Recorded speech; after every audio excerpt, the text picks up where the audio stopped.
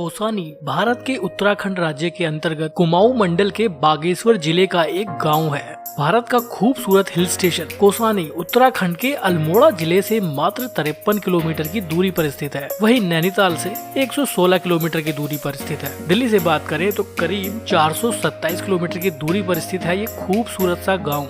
यहाँ से आप बर्फ से ढके नंदा देवी पर्वत, पंचाचूली पर्वत, यहाँ तक कि त्रिशूल पर्वत के भी बेहद ही भव्य और खूबसूरत नज़ारे देख सकते हैं। हिमालय की खूबसूरती के दर्शन कराता कोसानी पिंगनाथ चोटी पर बसा हुआ है। कोसी और गोमती नदियों के बीच बसा कोसानी भारत का स्विट्जरलैंड कहलाता है। यहाँ के खूबसूरत प्राकृतिक नज़ारे, खेल और धार्मिक स्थल टूरिस्ट को अपनी ओर आकर्षित करते हैं। फ्रेंड्स, फैमिली, कपल और हनीमून डेस्टिनेशन के रूप में बहुत तेजी से उभरा है कोसानी गांव। आज की इस वीडियो में मैं आपको बताऊंगा कि कैसे आप कोसानी घूमने आ सकते हैं। क्या है कोसानी घूमने का सही, आसान और सस्ता तरीका। बेहद कम बजट में आप कोसानी कैसे घूम पाएंगे, जानने के लिए वीडियो को पूरा जरूर देखिएगा। और ऐसे ही एंटरटेनिंग और इन्फॉर्मेटिव वीडियोस देखते रहना चाहते हैं तो चैनल को सब्सक्राइब भी जरूर करें। साथ में बेल आइकन दबाने के बाद ऑल नोटिफिकेशन पर क्लिक करें ताकि आपको आने वाली इन्फॉर्मेटिव वीडियोस के नोटिफिकेशन मिलते रहें। वीडियो अच्छी लगे तो ज्यादा से ज्यादा वीडियो को लाइक और शेयर जरूर कीजिएगा, क्योंकि आपके एक लाइक और शेयर से मुझे मोटिवेशन मिलता है कि मैं ऐसी ही इन्फॉर्मेटिव वीडियोस बनाता रहूं। तो प्लीज लाइक, शेयर और कमेंट जरूर करें। ऐसे ही दूसरे अलग अलग शहरों की इन्फॉर्मेटिव वीडियोस के लिंक आपको डिस्क्रिप्शन बॉक्स में देखने के लिए मिल जाएंगे। आप उन वीडियोस को भी जरूर देखें। तो चलिए आज घूमते हैं कोसानी।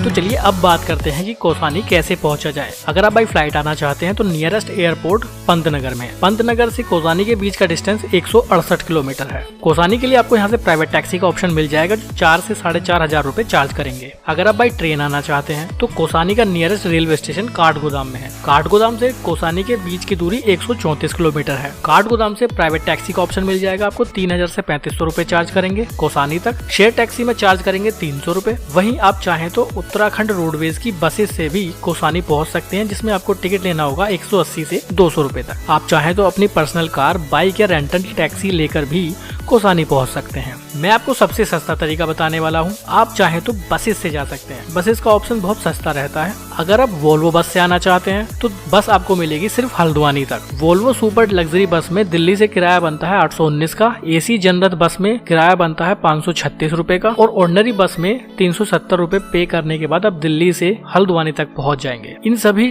टिकट की बुकिंग आप ऑनलाइन कर सकते हैं। वेबसाइट स्क्रीन पर आपको शो हो रही होगी। लेकिन मैं आपको सबसे सस्ता तरीका बता रहा हूँ। आपको दिल्ली से आना होगा अल्मोड़ा। दिल्ली से अल्मोड़ा आने के लिए आपको डायरेक्ट बस मिल जाएगी, लेकिन ये वोल्वो या एसी बस नहीं होगी। ये एक ऑर्डिनरी बस है जिसकी ऑनलाइन बुकिंग उत्तराखंड रोडवेज की वेबसाइट पर होती है। वेबसाइट स्क्रीन पर शो हो रही है। इस बस में किराया लगेगा आपका मात्र 540 रुपए। ये 2 बसेस हैं। एक रात को 8 बजे चलती है जो सुबह 8 बजे आपको अल्मोड़ा ड्रॉप करेगी। एक रात को 9 बजे चलेगी जो सुबह 9 बजे आपको अल्मोड़ा ड्रॉप करेगी। इन बसेस में आप ऑनलाइन टिकट बुक करने के बाद अपनी सीट रिजर्व कर सकते हैं। अगर आप on the spot bus stand से ये बस बुक करते हैं तो दिल्ली के Anand Vihar ISBT bus stand से ये बस आपको मिलेगी। वहाँ टिकट प्राइसेस कुछ कम हो सकते हैं, लेकिन ऑनलाइन में 540 रुपए पे करने होंगे। इस तरह की बस आपको लखनऊ से भी मिल जाएगी जो डायरेक्ट अल्मोड़ा तक आती है। उसमें 605 रुपए आपको पे करना होगा, जो शाम को 5:30 बजे चलती है और सुबह 9:30 बजे आपको अल्मोड़ा ड्रॉप करेगी। तो ये सबसे सस्ता तरीका है कोसानी तक पहुँचने का। तो आप अल्मोड़ा पहुँच जाएंगे। अल्मोड़ा से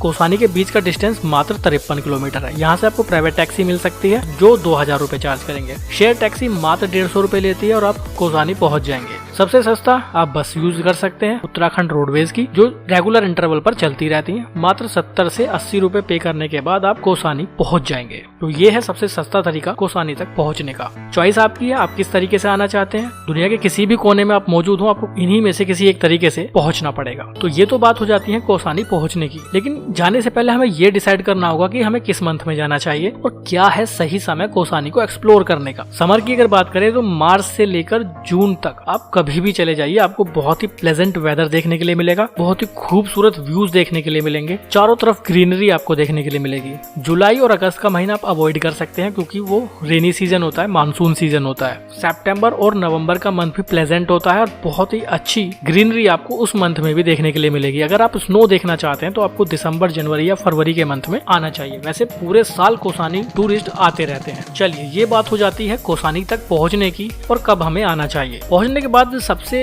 बड़ी बात माइंड में आती है कि होटल की। होटल कहाँ लेने आए, कहाँ होटल सस्ते मिलेंगे, कहाँ होटल अच्छे मिलेंगे। देखिए, कोसानी एक बहुत बड़ा शहर नहीं है, ये बागेश्वर जिले का एक छोटा सा गाँव है, लेकिन अपनी खूबसूरती की वजह से ये टूरिस्ट की नजर में बहुत ज्यादा पॉपुलर हो चुका है। हर साल यहाँ हजारों की तादाद में टूरिस्ट घूमने आते हैं। आप कोसानी में कहीं भी होटल ले सकते हैं, आपको कोई दिक्कत नहीं होगी। कोसानी में होटल बहुत ज्यादा एक्सपेंसिव नहीं है, वहाँ मात्र 300-400 रुपए से रूम की स्टार्टिंग हो जाती है, जो 1500 या 2000 तक रहती है। वहाँ पर आपको ट्रैवल एजेंट भी देखने के लिए मिल जाएंगे, जो आपको स्नो व्यू पॉइंट के कुछ होटल की लिस्ट भी देंगे। जो आपको सही लगे, जो सुटेबल लगे, आप उस होटल को ले सकते हैं। मैंने आपको आइडिया बता दिया है, मेरे एक्सपीरियंस के हिसाब से 300 से 400 रुपए में होटल वहाँ शुरू हो जाते हैं, जो 1500-2000 तक की रेंज में अलग अलग रहते हैं। ये हो जाती है वहाँ पर स्टे करने की बात। बात करते हैं कि कहाँ कहाँ घूमने जाना चाहिए। देखिए, कोसानी में घूमने के लिए बहुत सारी जगह हैं। उनमें से एक है अनासक्ति आश्रम, जिसे गांधी आश्रम के नाम से भी जाना जाता है। ये वॉकिंग डिस्टेंस पर ही स्थित है। आप कोसानी मेन बस स्टैंड से 800 मीटर की दूरी पर जस्ट वॉकिंग डिस्टेंस पर आप वहाँ पहुँच सकते हैं। स्वतंत्रता आंदोलन के दौरान जब महात्मा गांधी 1929 में कुमाऊं के अल्मोड़ा, ताकुला, ताड़ी खेत की यात्रा पर थे, तो कोसानी जाते समय चनोदा में एक चाय बागान के मालिक के अतिथि गृह में 2 दिन के लिए रुक गए थे। सुबह सुबह जब गांधी जी इस अतिथि गृह में योग करने बाहर आए तो उन्हें साक्षात हिमालय के दर्शन हो गए और वो मंत्रमुग्ध रह गए। वो इस जगह की खूबसूरती और वहाँ के वातावरण में भरे अध्यात्म से इतना प्रभावित हुए कि वो 2 दिन की बजाय पूरे 14 दिन तक कोसानी में रुक गए। गांधी जी ने ही कोसानी की तुलना स्विट्जरलैंड से की थी। अनाशक्ति आश्रम से आप हिमालय पर्वत के बेहद ही सुंदर नजारे देख सकते हैं। यहाँ से आप चौखंबा, नीलकंठ, नंदा घुटी, त्रिशूल पर्वत, नंदा देवी पीक और पंचाचूली पीक के बेहद ही सुंदर नजारे। कोसानी से 2 रास्ते जाते हैं, एक मुंशियारी की ओर जाता है, एक दूसरा रास्ता जाता है लेफ्ट हैंड पर। उसी रास्ते पर पंचायत भवन के अंदर ही ये आश्रम स्थित है। आप यहाँ जरूर विजिट कीजिए और माउंटेन की बहुत ही सुंदर नज़ारों का भी लुत्फ उठाइए। इसके अलावा आप रुद्रधारी वाटरफॉल देखने जा सकते हैं, जो कोसानी से 9 से 10 किलोमीटर के डिस्टेंस पर है। ये आपको कोसानी से अल्मोड़ा रोड पर मिलेगा। यहाँ पे आपको कंटाली विलेज तक आना होगा। आप अपनी पर्सनल गाड़ी या फिर शेयर टैक्सी के थ्रू कंटाली विलेज तक आ सकते हैं। कंटाली विलेज से 2 किलोमीटर का पैदल ट्रैक करना होगा, जो घने और बेहद ही खूबसूरत जंगलों से होकर गुजरता है। यहाँ आपको कुछ गाइड भी मिल जाएंगे जो 150 से 200 रुपए चार्ज करते हैं और आपको पूरी ट्रैकिंग के दौरान यहाँ की खूबसूरती के बारे में बताते रहेंगे। ऐसा माना जाता है कि इस स्थान को अपना नाम भगवान शिव के एक अन्य नाम रुद्र और भगवान विष्णु के एक अन्य नाम हरि से मिला है। यहाँ पर आपको बहुत सारी गुफाएं देखने के लिए मिलेंगी। कुछ टूरिस्ट इन गुफाओं में भी एडवेंचर के लिए जाते हैं। इन सब के अलावा आप कोसानी आने के बाद कुछ एडवेंचर एक्टिविटीज भी कर सकते हैं, जैसे zip line, Burma bridge, rock climbing और बहुत सी अलग अलग एडवेंचर एक्टिविटी कोसानी में होती है। इन सभी के अलग अलग चार्जेस हैं। रॉक क्लाइंबिंग अगर आप करना चाहते हैं तो पर हेड 1000 रुपए पे करने के बाद आप रॉक क्लाइंबिंग भी कर सकते हैं। वहीं जिप लाइन और बर्मा ब्रिज के 200 से 250 रुपए चार्ज लिया जाता है कोसानी में। अगर आप ट्रैकिंग के शौकीन हैं तो आप कोसानी जरूर जाएं। कोसानी का पिननाथ विलेज ट्रैक बेहद ही ज्यादा फेमस है। ये अपने आप में ट्रैक बहुत ही खूबसूरत है। यहाँ 5 किलोमीटर की आपको पैदल ट्रैक करनी होगी और एक छोटे से गांव में आप पहुंचेंगे। ये रास्ता बेहद ही खूबसूरत और घने जंगलों से होकर गुजरता है। बहुत से टूरिस्ट इस ट्रैकिंग रूट पर भी एडवेंचर के लिए जाते हैं। इन सब के अलावा आप कोसानी के शॉल फैक्ट्री में घूमने जा सकते हैं। ये बेसिकली एक मैन्युफैक्चरिंग यूनिट है। यहाँ पर आप गर्म शॉल परचेज भी कर सकते हैं। सुबह सुबह आप कोसानी से नंदा देवी पीक से सनराइज व्यू को भी एंजॉय कर सकते हैं। ये एक्सपीरियंस भी अपने आप में बेहद ही खूबसूरत रहता है। कोसानी अपनी चाय के बागानों के लिए भी बहुत फेमस है। Kausani tea estate Kausani bus stand से मात्र 5 किलोमीटर की दूरी पर है। आप चाहें तो पैदल घूमते हुए भी वहाँ तक जा सकते हैं, लेकिन आप चाहें तो वहाँ से शेयर टैक्सी को यूज करके या अपने पर्सनल व्हीकल से जा सकते हैं। टी एस्टेट घूमने के लिए आपको कोई भी एंट्री टिकट नहीं लेना होगा और आप कोसानी के बेहद ही खूबसूरत चाय के बागानों में घूम सकते हैं। इन चाय के बागानों की खास बात यह है कि यहाँ से भी आपको हिमालय पर्वत के बेहद ही आकर्षक और बेहद ही खूबसूरत व्यूज देखने के लिए मिलेंगे। कोसानी के चाय बागान पूरे भारत में बहुत ज्यादा प्रसिद्ध। कोसानी से बैजनाथ की ओर चलते हुए या मुंशियारी की ओर चलते हुए उसी रोड पर 4-4.5 किलोमीटर के डिस्टेंस पर है। बहुत खूबसूरत लग रहा है। सामने से सनराइज है तो जो गार्डन की खूबसूरती है, जो टी गार्डन की खूबसूरती है वो बहुत ज़्यादा बढ़ चुकी है। पत्तियों पर जो सनलाइट पड़ रही है उसकी वजह से ये बहुत ज़्यादा ब्राइट दिखाई पड़ रहे हैं। बहुत सुंदर लग रहा है ये टी गार्डन। आप भी जरूर आइए। अभी हम आगे चलते हैं और उसके बाद बैजनाथ मंदिर की ओर जाएंगे, उसके बाद आगे मुंशियारी जाएंगे। तो आपको छोड़ जाते हैं यहाँ के खूबसूरत नज़ारों के साथ।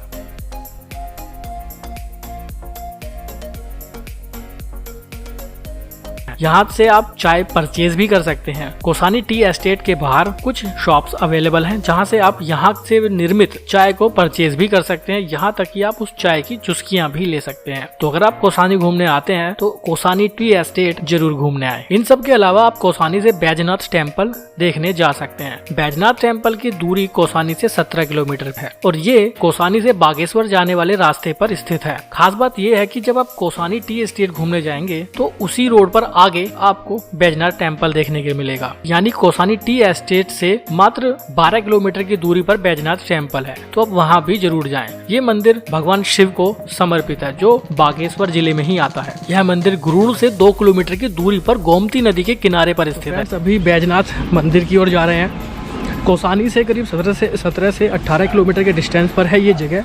अपने आप में एक शहर है और यहाँ पर ही ये मंदिर स्थित है।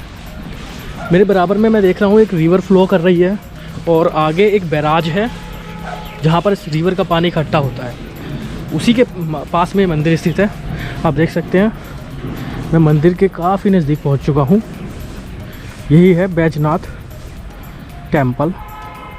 चलिए अंदर चलते हैं, आपको अंदर से व्यू दिखाते हैं। बैजनाथ मंदिर लगभग 1000 साल पुराना है। इस मंदिर के बारे में कहते हैं कि यह मंदिर सिर्फ एक रात में बना दिया गया था। बैजनाथ उत्तराखंड का काफी महत्वपूर्ण और ऐतिहासिक स्थल है। पर्यटकों के लिए यहाँ का सर्वाधिक आकर्षण का केंद्र 12वीं सदी में निर्मित शिव, गणेश, पार्वती, चंडिका, कुबेर, सूर्य मंदिर। यहाँ पत्थर के बने हुए कई अनेक मंदिर हैं, लेकिन उनमें मुख्य मंदिर भगवान शिव का है और यहाँ हजारों लाखों की तादाद में टूरिस्ट और श्रद्धालु आते हैं। तो गाइस, बैजनाथ मंदिर में हमने दर्शन कर लिए हैं और मंदिर बेहद ही खूबसूरत बनाया गया है।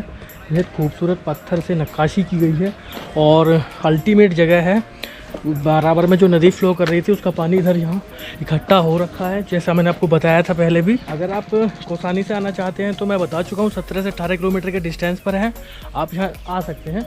और आगे मुंशियारी अगर जाना चाहते हैं तो ये भी एक बेस्ट प्लेस है। यहाँ भी आप चाहें तो नाइट स्टे भी कर सकते हैं। बहुत बड़ा शहर है, मेरे पीछे आप देख सकते हैं ये पूरा शहर बहुत बड़ा है। होटल्स वगैरह आपको यहाँ आसानी से मिल जाएंगे। तो चलिए अभी आगे बढ़ते हैं।